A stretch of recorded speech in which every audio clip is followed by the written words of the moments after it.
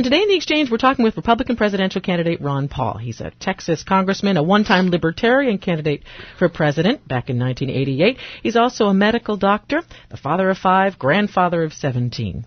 1-800-892-6477 is our number. If you want to ask Congressman Paul about the issues or about his campaign for president, please join us, 1-800-892-6477. Congressman Paul, I do want to ask you about foreign policy because your positions have gained you lots of attention in this area. You've long advocated a very limited foreign policy role for the United States. And at a South Carolina debate in May, you talked about U.S. policy in the Middle East, basically saying we're in trouble in the Middle East. We were attacked because we've been causing trouble in the Middle East. Certainly. Could you tell us exactly what you said at that debate? My word was a major contributing factor, and I sincerely believe that. And it isn't my thoughts that came out of the blue. It's reading and studying what our CIA has reported and looking at history. And it shows that most often our messing around and meddling in the affairs of other countries have unintended consequences. Sometimes just over in those countries that we mess with. We might support one faction and it doesn't work and it's used against us. But there's the blowback effect that the CIA talks about, that it comes back to haunt us later on. For instance, a good example of this is what happened in 1953 when our government overthrew the Mossadegh government and we installed the Shah. In Iran. Well, in Iran. And for 25 years, we had an authoritarian friend over there, and the people hated him. They finally overthrew him, and they've resented it ever since. And that had a lot to do with the taking of the hostages in 1979. And for us to ignore that is to ignore history and ignore causes. It wasn't just because they hated Americans that they captured the hostages. It was because they were angry at us. Also, we have antagonized the Iranians by supporting Saddam Hussein, encouraging him to invade Iran. Why wouldn't they be angry at us?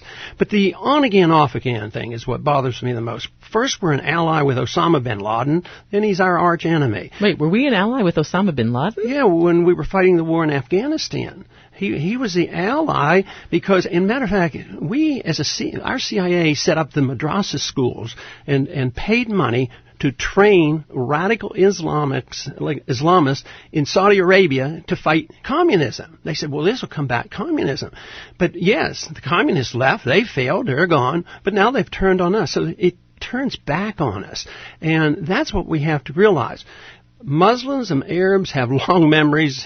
Americans, unfortunately, have very short memories, and they don't remember our foreign policy that may have antagonized. That's why the founders were absolutely right. Stay out of the internal affairs of foreign nations, mind our own business, bring our troops home, and have a strong defense. I think our defense is weaker now than ever. They say our reserve units their equipment is in 90% disarray and disrepair, and they're scattered all around the world. We're taking border guards and sending them to Iraq to train border guards over there. At the same time, the immigration issue is such a big issue. It's the orientation of our foreign policy that needs changed, and we should have a strong military. That's one of the responsibilities of our federal government. But I see our military defense going down, our borders not being protected, and we're wasting all this money. And the conservatives who advocate this position never ask themselves, how are we going to pay for this? So we borrow it. We can't even fight this war without borrowing money from China. Let me ask you exactly about that quote, and I have it now in front of me. This is May 15th, the Republican debate in South Carolina, and I'm quoting here. They attack us because we've been over there. We've been bombing Iraq for 10 years. We've been in the Middle East for years. I think Reagan was right. We don't understand the irrationality of Middle Eastern politics. And after you finished this answer, Rudy Giuliani, the former mayor of New York, jumped on you and said, are you, Congressman Paul, implying that the United States is to blame for the attacks of September 11th? Well, he's demagoguing in the issue. Foreign policy is very, very important, and it has an influence, and it's a motivation. But what he's implying is that I lack patriotism, that I'm anti-American, that I'm blaming the victims, that the people who were killed were responsible. It's sort of like if somebody gets murdered, you look for the motive. of why somebody's murdered, and they say, nobody says, well, we're blaming the person that was murdered, and that's what he's implying, that I'm blaming victims. It's ridiculous. And what I'm saying is that foreign policy is part of the reason that motivates people to commit suicide terrorism. It's very, very important. And there's been a lot of work done on this, and the person I cite is the individual, Michael Schur, that headed the Osama bin Laden unit for the CIA, I think for 15 years or some prolonged period. And his whole job was to understand the thought processes of Osama bin Laden and the Al-Qaeda. So he agrees with me entirely. And that's why I said, don't you ever read about this? You know, there's a lot of information out there. There's no reason. This isn't strange. It isn't that I created this notion. It's a very well thought out position by our CIA. The idea that American foreign policy inspires and that there's blowback and we suffer consequences because of it. But that's not to blame the American people. It's to blame policy, bad policy that can go badly for us and backfire on us. That's quite a bit different.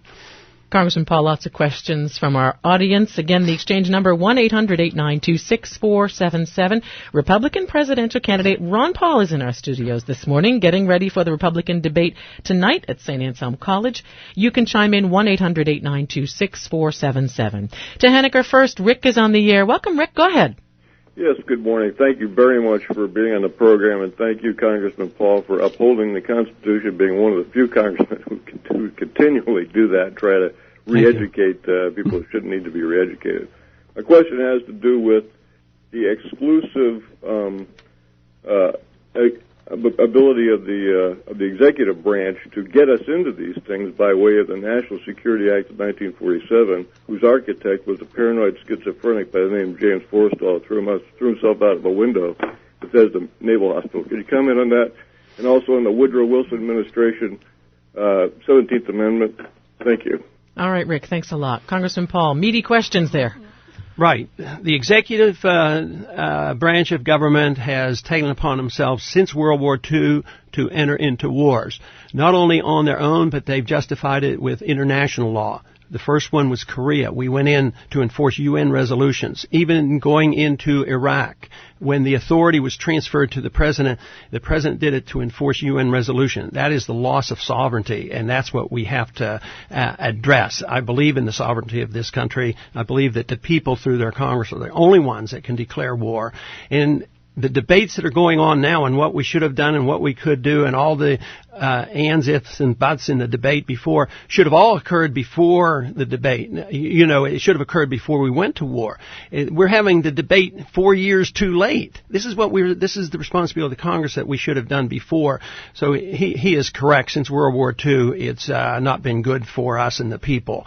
I think did he say the 17th Amendment? The 17th, which allows senators to be elected, by general election rather than by states. Yes, that was sort of further undermining of the state's position. The two senators were elected originally to represent the state's position because we thought of the states as sovereign states, close to being a country in itself, and it was to be they were to be the two that would protect the states. I think that was a bad mistake. I think the odds of us reversing that are slim to none, but I think it's very symbolic of the loss of the republic and the de-emphasis of the importance of the states. You were one of a very few who voted against the original Iraq War resolution. Right. What was the fallout from your fellow Republicans on that? At that time, well, not a whole lot. I think because I had been speaking out against it for so long, because it first came up, the policy was changed in 1998 under Clinton. In 1998, they said that the policy of the United States should be regime change. Well, why should we? That sort of reminded me of 1953. Why do we have to have regime change in Iran? Now we're going to have regime change in Iraq. I mean, it's immoral, it's unconstitutional, and it just leads to trouble. It leads to war. So even in 1998, when that resolution came out, I said this will lead to war. So from 98 up to 2003, to the day of the invasion, I argued against it. Matter of fact, I'm on international relations. I brought up a resolution. On the committee? Yes, and I said, if you want to go to war, declare the war. And I made them vote on it. And nobody voted for it, but they wanted to defer. They didn't want to assume the responsibility. They just said, well, let the president do what he wants, which means they have no respect whatsoever or an understanding for the Constitution.